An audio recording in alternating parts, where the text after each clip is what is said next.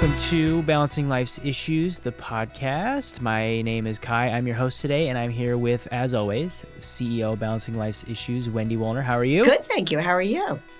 I'm good. And today we're going to do a little bit of a preview of a free live webinar that you're going to do this Friday, January 26th at 1 Eastern. And you can register for that by going to bli-info.com/free webinars. But before we jump into the 5 buckets, Wendy, I know you're fired up about something. Yeah. Can you tell me about what's going on? I mean, we've got a lot going on in the world, but let's just stop for a second and say, you know, you get a call as a CEO and it's from an employee saying that your brand new baby that happens to be adopted, which I don't really even know is relevant, but, you know, I think there's an extra layer maybe of anxiety that we want to be mindful about, and they need to spend some time in the hospital. And would it be okay if you work from the hospital? To me, I would put this in the no-brainer. Sure. No-brainer, right? Yeah, as a mother, as someone, brand new father over here. Right. There's certainly a lot of empathy around that. Yeah, and one would assume, and this is where I think we're going to learn, that isn't something we have to be trained to answer. But as we learned today, the CEO said no. And of course, there was tremendous backlash. But one thing that it reminds me of my mission is that we can't assume that people understand right and wrong choices.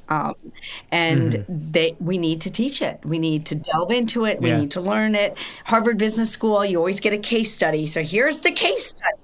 Here's the case study. And just if our listeners, just to get them caught up real quick, it was the CEO of Kyte Baby, which is a clothing company, that denied the work from home request for the mother who wanted to take care of their adopted baby in the NICU that was 9 hours away from their home. And that's the reason for the remote request, right? And so there was a lot of backlash, and then there was a lot of fumbling apologies, and it's just kind of like, just leaves you with a sick feeling in your stomach. And to me, and I don't know if you speak to this a little bit, it's this idea of like brand not walking the walk. This is a baby company, you know? I think it goes to really at the core that we should, and I'm not looking to the government, by the way, just to be clear. I know people are all over, well, that's a parental leave issue. And you know, I try not to get too political, but I'm not looking for the government to solve this problem. I'm looking for corporate America to step up to the plate. I'm really looking for us to say, how do we make our world? And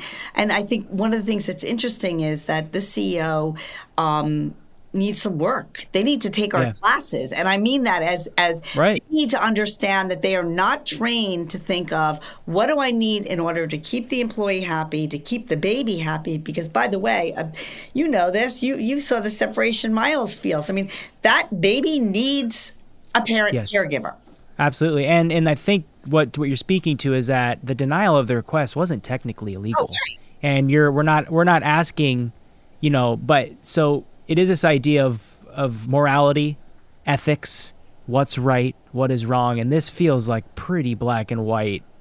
You gotta let that request go through, you know. What are we learning? That's even more the reason, if you haven't taken a work-life balance class, certainly I hope you take ours, but take one because clearly we need it. Yeah, absolutely. So, you know, we're gonna get there, and I know your time is limited, but quick fire, what should the CEO have done? You know, look, I'd like to say that it would be an instinct, right? And it would have been, of course, no problem. What else do you need? And then let's send a basket of stuff along the way so you have food, right? That's the right answer. That's the platinum answer. But I think for some people, it might be okay to say, I need a minute to process this. Maybe that CEO that was so out of their comfort zone that they really didn't know the right thing to do. And sometimes that's okay. Let me hit a pause button and let me phone a friend. Let me have my advisor. Right. I would be okay with that. Maybe they did not know the right thing to do. But you don't do what they did. Yeah, absolutely. So, you know, insert Balancing Life's Issues here. Take a class, CEO, so that you have the tools to be able to react appropriately, even if that tool is take a second and sit on it. Okay, so let's move to the other side of the coin. What does the employee do in that moment? So, you know, we had this pretty big debate about this, and I know what I'm about to say is a little bit shocking, but I feel very strongly that we have choices. And the minute that you crack a foundational value, the minute you work for a company that is clearly not aligned in values, right? This is not a family-friendly And I would say, even as shocking as it is, if my dog, needed to have treatment, I love my dog, I would want to be supported by that. So I believe that the employee and all the employees should find other employment. I think we need to step up to the plate. And we work for companies that are ethically valued no matter what. Yeah, absolutely. And it kind of goes back to this idea of value-based work, value-based day-to-day. And, speaking of this idea, it's your flagship program that we're delivering for free on Friday that I'll be hosting to once again bring this discussion to the table. But it's this idea of the 5 buckets that you've trademarked. And really, you say it all the time, we can have it all. So how can we have it all? We can have it all. We're having it all right now. So there's a lot of messiness. So it's really valuing the idea that every day of our lives, we're valuing our work bucket, our brain. We're valuing the people in our lives, our family, our friends, our neighbors. We're valuing our financial. Right? We're taking care of, our financial literacy. We're taking care of our health. We've gone for the meditation, the run. I know you do a mindful journal, yoga.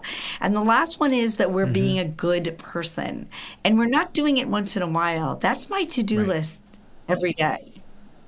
Every day. Every day. And the challenge is how can we throughout the day just fill up those buckets every once in a while, right? Or is it all about let's do all my health in the morning and then I'm going to do all my finance in the afternoon and then at night is family? Or like, how should we be thinking about that? Again, I think that sounds nice, and that always sounds orderly, especially for someone like you who's a little bit more of the perfectionist and I want to check it off.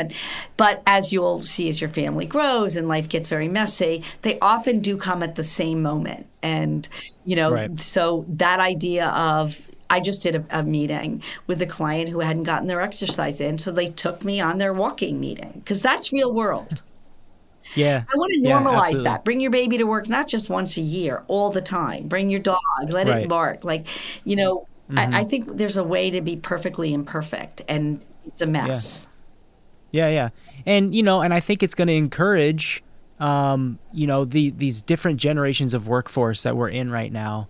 As one workforce is leaving into retirement, another one is taking the realm or taking the reins and leadership, and then you have a younger generation coming in who kind of, I feel like they want to see those kinds of things, right? They want to see that flexibility. They want to see the importance that you as a CEO is putting on these buckets, and then you can show up to work as yourself, not somebody who's at work and then at somebody who's at home, right? And I think one of the things is going back to is the job getting done, because that's super important.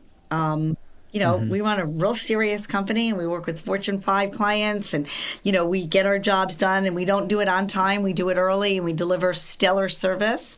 So it's not about compromising that piece of it. But at the same token, it's being very mindful that we are not missing out on things that are key to who we are and who we should be. And we're also not lying about it. Quick thing is, years and years ago, everybody took Thanksgiving, the day after Thanksgiving, off. Really? Those were old like me. Everyone did, but they lied. Well, they were sick. Yeah, they were sick. They were just sick on that. Like the day after your birthday, you're sick. We said, let's just give everybody the day off. That's how that came about. Stop the lying. Fair enough. Stop the lying. And come to the free webinar on Friday, January 26th at 1 Eastern. And you can get registration info for that at bli-info.com/free webinars. Was there anything else you wanted to preview for us before we hang up?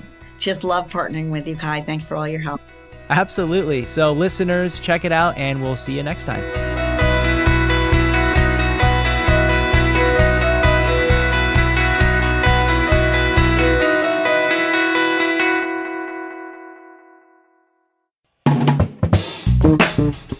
This has been a production of Balancing Life's Issues with your hosts, Kai Sorensen and Wendy Wallner. Produced by me, Kai. Rate, leave a review, and subscribe to the podcast wherever you listen so you can get brand new episodes as they drop. Got an idea for the show?